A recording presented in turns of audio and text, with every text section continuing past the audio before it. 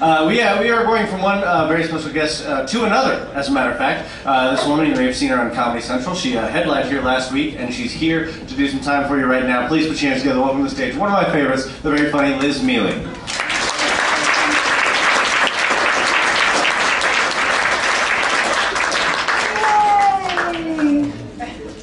A little less special, I get it. You jerks about it.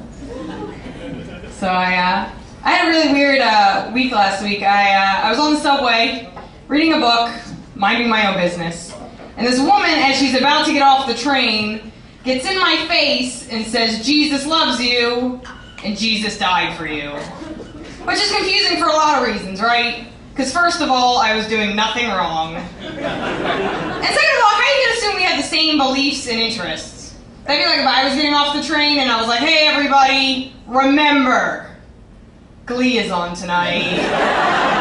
It's like a really good show. And Jesus loves you." I'm in a very weird place right now. You guys might be there too. I hate all my friends. All of them, they all suck. I was talking to a friend of mine, he sneezed, I said bless you, he said no thanks. Which is weird, because I knew he was an atheist, but I didn't know he was a douche. I just feel like it's a common courtesy, right? It's just a little friendly thing like, hey, I hope that's not serious and you don't die. But now I totally hope he dies. It's really changed the dynamic of our friendship. I feel lucky. I'm one of the few comics can say that my parents are actually very supportive of my stand-up. They just saw me for the first time recently, so let's be honest, a little less supportive. But my dad's kind of cool about it. He came up to me after the show and he's like, "Hey, I think you're funny, I just don't like that you curse. I think it's really unladylike that you curse." And I was like, "You know what's also not ladylike? Working. Voting. Having opinions. Going to college." This joke goes on forever. It's one of my favorite jokes. I do 20 minutes. I don't know. I'm seeing a therapist.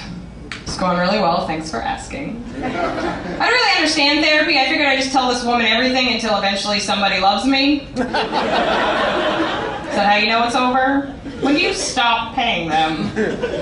But I keep telling this woman everything, trying to get her to fix me. And I admitted the other day that I have a problem with overeating. I was like, you know what? I do some of these shows. Often they don't go well. And I go home and I eat a crap load of Tasty Cakes. She's like, "Wow, it sounds like you're an emotional eater." And I was like, "No, I'm not an emotional eater." She's like, "Well, why do you think you overeat?" And I was like, "I don't know. 'Cause cookies taste like happiness? Lasagna loves me for me?" It's like, why does anybody overeat? 'Cause drugs aren't always readily available. If I could have a message for this joke, it's that I need a more reliable drug dealer. Taking resumes. So I have a boyfriend. He's black.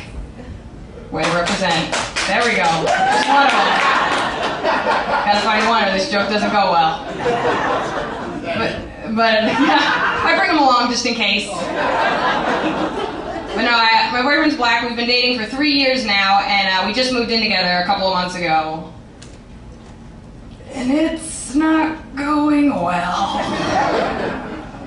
And what's weird about it is I remember entering the relationship not being racist. Yeah, I remember that.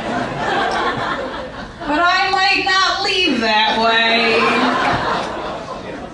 I think it should be fine though, I really do. Because if we do break up and I become a violent racist, I'll just explain to people. I'll be like, no. I wasn't raised this way.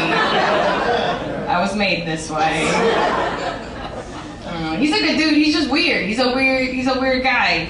For our first date, he took me to a Korean dance club to meet his friends. We get there, all the dudes in the club are black, all the girls are Asian. And I turned to him right there and then, I was like, "You're either the most original man here, or you did not get the memo." pretty sure this is bring your own Korean night. Maybe the memo was in Korean. Not his fault. So I'm in a weird place in my life right now. At what point can you stop talking to your parents? Can you just is there a time where you can be or do you just wait for them to die? Is that how it works? Because I think they think they're dying, so they just feel the need to tell me and my siblings all their family secrets, and I don't want to know. I have to live with all these thoughts. So I just found out that mental illness runs in both sides of my family, which is awesome, if you guys are wondering. It's definitely put me on edge, because now every time I feel off or not myself, I'm like, this is it! Nuts now. Please note the date and time. But I had an off day a couple weeks ago, and I called up my best friend, and he was like, well, how do you know you're going nuts? I was like, well, I'm standing in the middle of traffic, wearing all the clothes I own, holding a pitchfork, screaming at bread.